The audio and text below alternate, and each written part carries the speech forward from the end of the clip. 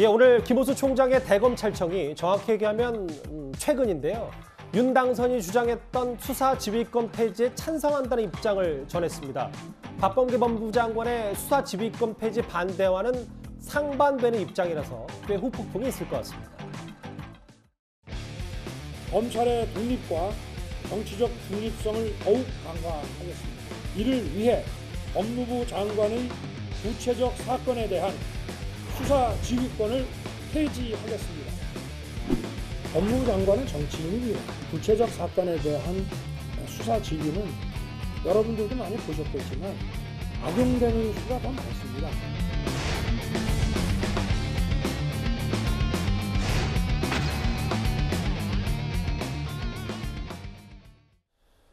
알려진 얘기는 이겁니다.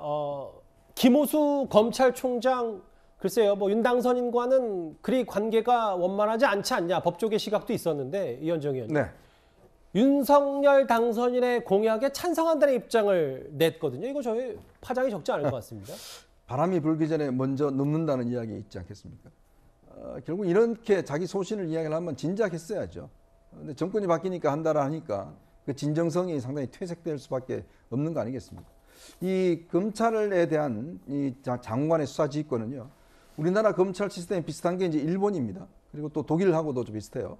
다들 이제 그 지휘권이 있습니다. 근데 일본은 1950년대 딱 한 번 행사되고 난 다음에 한 번도 지금까지 이 수사 지휘권이 시행된 적이 없습니다.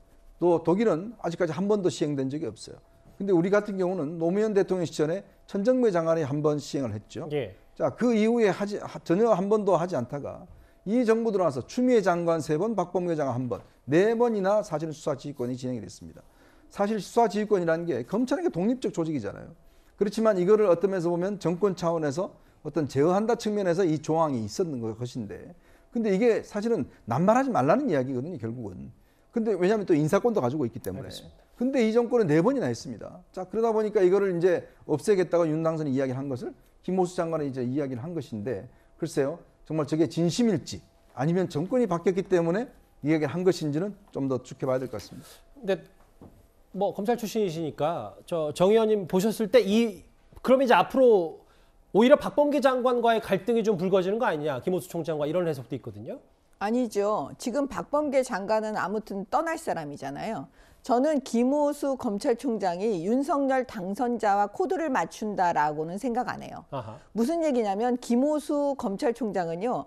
자기의 이익을 위해서 움직이는 것처럼 보여요, 저요. 그게 왜 그러냐? 이것도 주관적인 개인적인 평가. 예, 왜냐하면 지금 임기를 채우겠다는 거 아닙니까? 법과 원칙에 의해서 자기는 임기 채우겠다고 하시는 분인데, 사실은 제가 볼 때는 예. 여태까지 김호수 검찰총장이 법과 원칙대로 안 했다고 지금 국민들은 바라보시는 거거든요.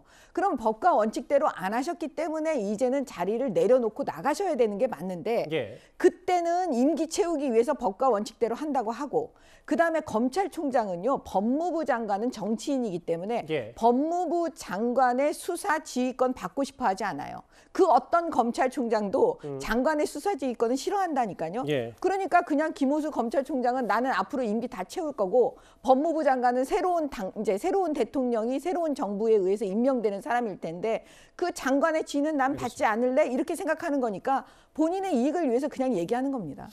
최 교수님, 예. 정미혁 의원님 이 김호수 총장의 이 공약과 코드를 맞춘 거 아니냐는 거에 대해 진정성을 의심하고 있거든요. 어떻게 보세요? 그러니까 저는 김호수 총장이 왜 저런 말을 했는지 모르겠어요. 개인적으로 잘 모르겠고요. 이해가 안 된다는 말씀이십니까? 그런 면도 있어요, 사실은. 예. 근데 저는 이런 생각을 해요.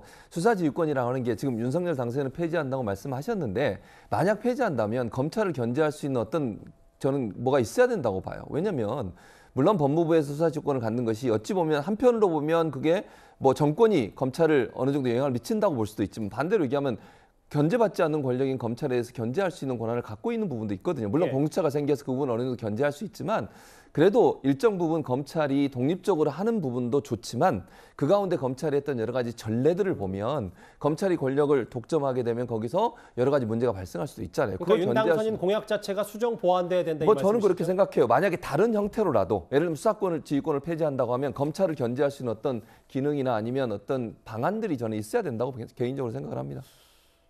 자막에는 환승이라는 단어까지 나왔고요. 김호수 총장 얘기 윤석열 당선인의 수사지휘권 폐지 얘기와 함께 같이 만나봤습니다. 2주에 여기까지고요.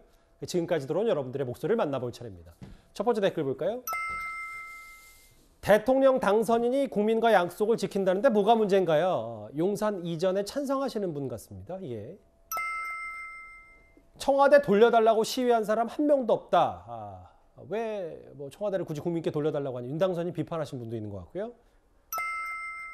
문재인 정부 이제 와서 안보 하냐? 그동안 미사일 쏠 때 아무 말 없었는데라는 의견도 주셨습니다. 또 볼까요? 청와대와 민주당에서 이 사안을 키우려는 건 6월 지방선거까지 여론몰이를 하려는 거 아니냐.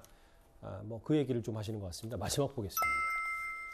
힘을 모아도 모자랄 판에 신구 권력의 충돌이라니 역사에 남을 일이다. 예, 오늘도 댓글 모두 5개 모두가 용산 집무실 이전과 관련된 얘기였습니다. 오늘도 댓글 5개 감사드립니다.